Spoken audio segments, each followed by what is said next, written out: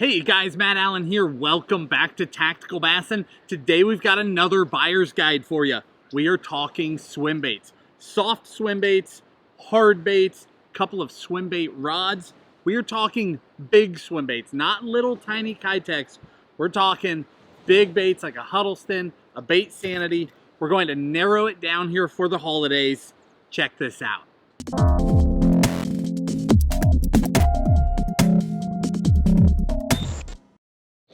Hopefully, you guys have recovered a little bit from the Black Friday madness yesterday. It's always a hectic time of the year. Everyone goes crazy on that first morning, but the sales run all the way through Cyber Monday. Don't even worry about it. So what we're doing for you is we're continuing these buyer's guides, this holiday series, every single day of the sale to try and pack in as much information to help you guys as much as possible while there is still time. So today with swim baits, I have 5 soft baits, 4 hard baits, and 2 rods. Let's start with the soft baits and we'll move across.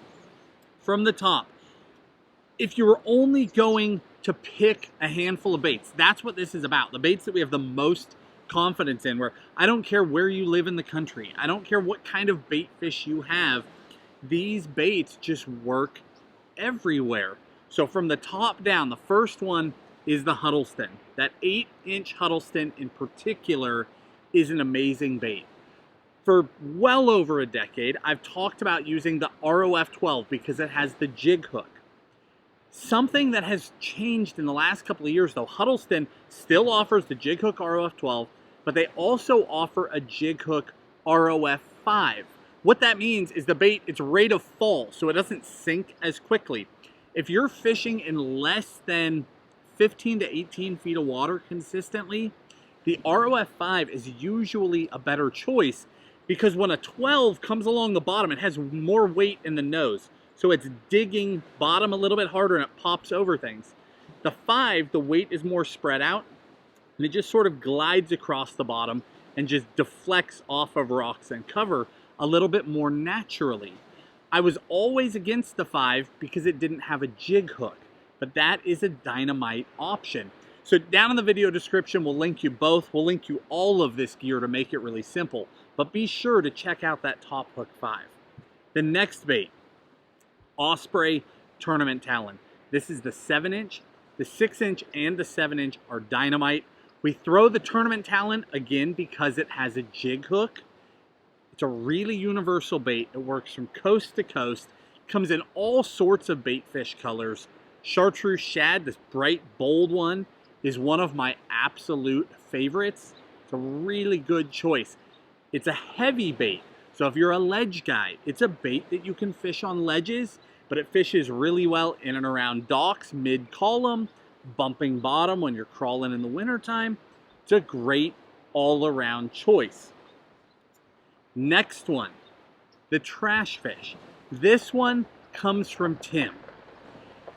Tim fell in love with this bait a couple years ago. I was a little bit slower to pick up on it, again, because I'm so dialed in on that jig hook all the time, but he just started smashing fish and smashing fish, and you couldn't argue with it.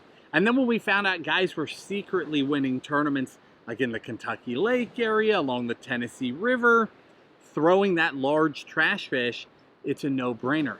This one you throw on a beast hook. So not only will I link you the bait with some favorite colors, I'll also link you the exact hook to throw on there, but it's a weedless bait. So when they eat, it collapses and that great big beast hook comes out of there.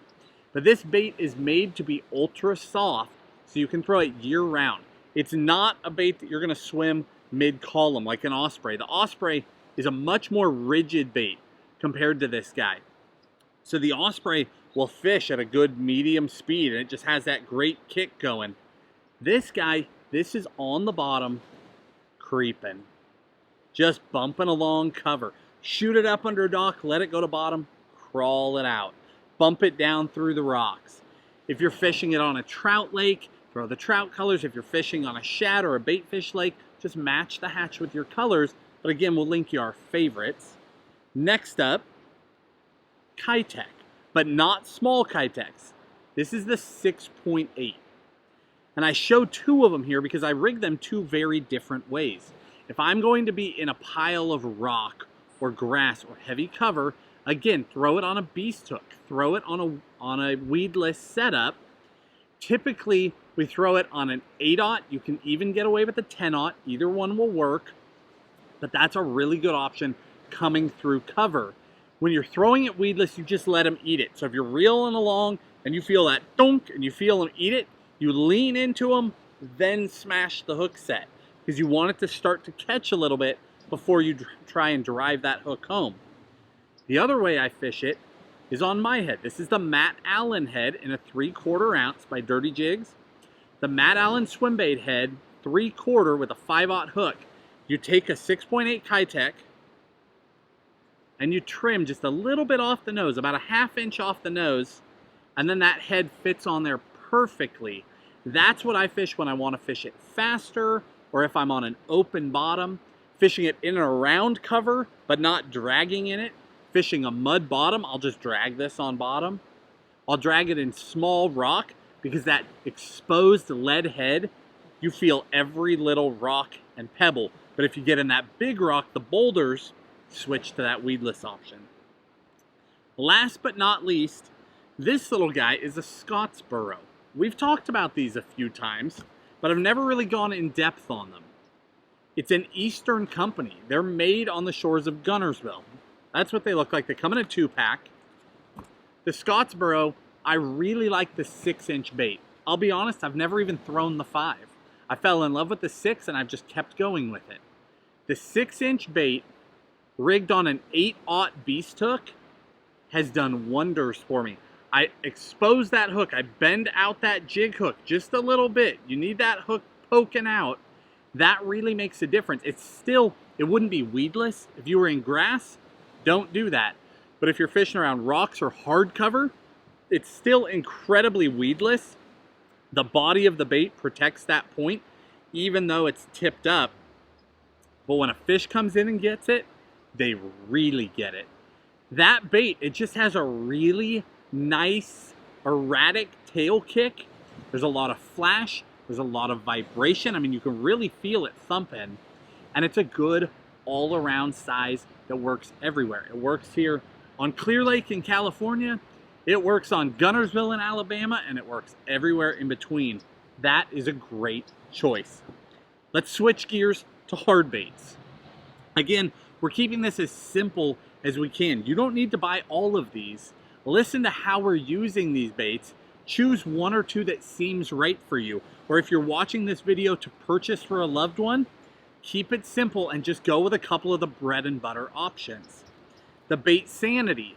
This is the most expensive bait in this entire lineup, but in the world of big glide baits, it is very inexpensive. It's a large profile. I mean, compared to the largest soft bait, it's very big. We have caught giant striper, giant largemouth. I have smashed with this bait. This is actually brand new. This is their version 2. They started having breakage issues. I have never had one of their tails break. I've never broken one. But in our comments on our videos last year, we started seeing guys that were having problems. If you're watching this, we saw your comments.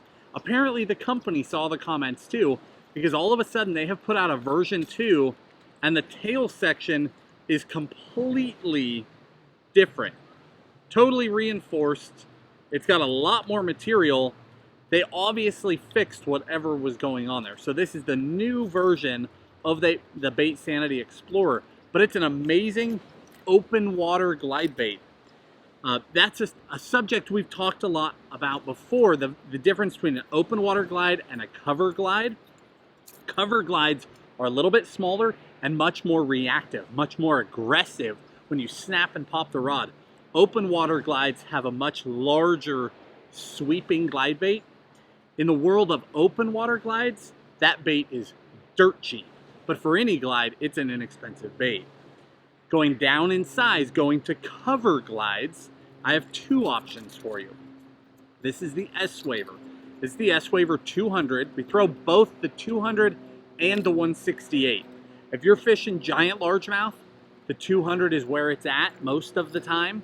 But if you're fishing mixed species, or you're fishing where there are a lot of other glide baits being thrown, the 168, the small one, is incredible. It's the most reactive of any glide bait we've ever used. So what I mean by that is it's not just a straight retrieve. It's not just swimming. We work that rod tip, pop that bait, snap the reel to get really jerky and erratic and get that bait to react. The 168 does it better than anything else that I've ever used on the market. The 200, a little bit larger, does a dynamite job too. That is Tim and I's #1 glide bait day in and day out anywhere in the country, is an S-Waver. Color-wise, the light trout is always our first choice. It's always the go-to if we're trying something new in a new place, but there are so many good colors. This is called Warden. It's an amazing chartreuse shad type color. Let's roll on to the next one. This is the Storm Arashi Glide. We're almost done with the baits here. One more after this. The Storm Arashi is a brand new bait to market. We've been watching the talk about it, the chatter about it for a couple of years, but it finally hit the market at ICAST this year. I liked it right away. As soon as I picked one up, I thought, you know, I've been seeing the talk on this bait for years. This is not what I thought they were going to do. They did a better job than I expected. Swiveling hook hangers, strong joint. I would change the hardware immediately. Do not fish stock hardware. And down in the video description, along with everything else, I will link you a hardware upgrade because that is critical. I would not trust these hooks and split rings. But the bait itself is super solid. Why did I pick up this crazy looking color? I told you that our day in and day out favorite in the S-Waver is that light trout. It's this crazy yellow looking bait. It doesn't even look like a trout. But everywhere we go in the world, fish eat it. They just kill that thing, whether there's trout or not. So this crazy color, I actually reached out to Brandon Palaniuk when this bait came out, and I said, why are you throwing that color? And he responded, which was awesome. But he said literally the same thing that we say about light trout. It's a quote of literally the same words that come out of Tim and I's mouth. He said, it doesn't really look like anything, but it looks a little bit like everything. And that resonated with me so much because light trout looks like nothing. Why is that the one that they eat? It looks a little bit like everything. So I trust his judgment. That's his go-to. I actually have done the best with their ghost bluegill color so far, but I'm no dummy. When he's saying the exact same verbiage I am, I trust there's a reason. So that's why I picked that one up out of the lineup to show you. But we'll link you a couple of our favorite colors from it. Last but not least, Jackal Gantarelle. If you guys know me, if you've been watching our videos for a few years, it is insane that I am recommending a bluegill bait. I am so anti bluegill shaped baits overall. I like traditional shapes painted like a bluegill because it's an easier profile for a bass to eat. But Jackal did a dynamite job with this bait. It's bluegill profiled without being too tall. It still has an amazing hookup ratio. That's the trouble with bluegill baits. It's hard for a bass to eat a real bluegill. It's hard for them to eat a bluegill imitator. So they come up and they hit them a lot, but they don't get the hook. Or if they do, they jump and throw them. Well, as we went cross country this year, we always learn on every trip we learn. On this trip, I learned that I was blowing it on the Gantarelle. In 3 or 4 different states, it stood out. When I got to Texas, I got my rear handed to me by 2 guys throwing this bait while I was throwing other offerings. I'm no dummy. I went straight out and picked one up and tried to figure out what I was missing. And sure enough, as we went place to place, it continued to work. That Gantarelle, if you need a bluegill profile bait, if you're a pond guy, if you're on a lake that doesn't have a lot of bait fish, if your bass are targeting bluegill or crappie or other panfish, that Gantarelle is the way to go. Now, let's wrap it up with 2 combos for you here really quick. My favorite swim bait combo, Tim and I both of our favorite swim bait combo, and then a budget-friendly combo. Because we know going into the holidays, some people are looking for that combo of a lifetime that will stay with them forever. Some guys just need a really reliable combo to get into the game. My favorite combo out of all of them is this G Loomis IMX Pro, the 966 specifically. It is truly a do-everything rod, which did not exist a few years ago. You used to need multiple swim bait rods to throw different baits. Now you can get away with doing all of it on one model. The 966 is amazing. I pair it up with a Tranx 300. The 300 has enough line capacity to do everything you're going to need to do. Super strong drag, bulletproof reel. I mean, I put these things through the ringer, catching giant largemouth, catching giant striper, and they just continue to go and go and go. I love the power handle. The higher speed comes with a power handle. The lower speeds come with a traditional handle, so you can get either one, but that power handle is awesome. Now on the budget end, this is the Dobyns Fury 806. The 806 paired with the Cardiff will not do everything. It struggles with the heavier exposed single jig hook baits. It will still do it, but it's not perfect for it. But everything else, it does with ease. And you're talking about like I think it's 119 plus or minus in the rod, and then like 89 in the reel, plus they're on sale. It is a no-brainer to get into a dedicated swim bait combo. That is a dynamite choice. We'll link all of it down in the video description. But again, guys, when it comes to swim baiting, not all baits are created equal. Not all gear is created equal. And this is that technique where you are hunting the fish of a lifetime. So don't skimp out.